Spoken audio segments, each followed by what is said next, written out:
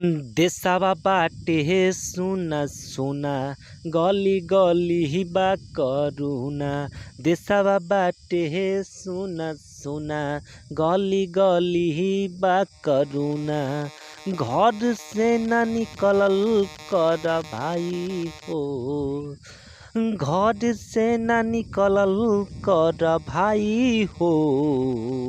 कहले निहोरा हम परतनी पैया, एही में बादेश के भलाई हो। कहले निहोरा हम परतनी पैया, एही में बादेश के भलाई हो। जोगी जी या मोदी जी के इहे बा विचार हो, बिना मतलब के केहू घूमे न बाजार हो। जोगी जी या मोदी जी के इहे बा विचार हो, बिना मतलब के केहू घूमे न बाजार हो। सब लोग मिलके भारत लिहल जा बचाई हो, सब लोग मिलके भारत लिहल जा बचाई हो। करिले निहोरा हम परतनी पैया, एही में बादेश के भलाई हो।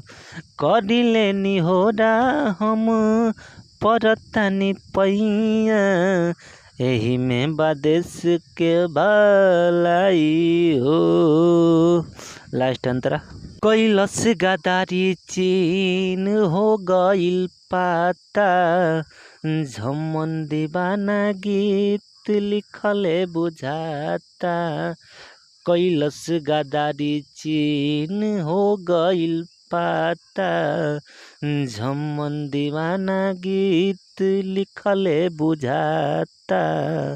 संजय कहेला मिली जहर के दवाई हो, संजय कहेला मिली जहर के दवाई हो। करिले निहोरा हम परतनी पैया, एही में बादेश के भलाई हो। करिले निहोरा हम परतनी पैया, एही में बादेश के भलाई हो। ए भाई हो, एही में बादेश के भलाई हो। मुखड़ा उठा सकते हैं। न्यू ट्रैक है कोरोना महामारी का।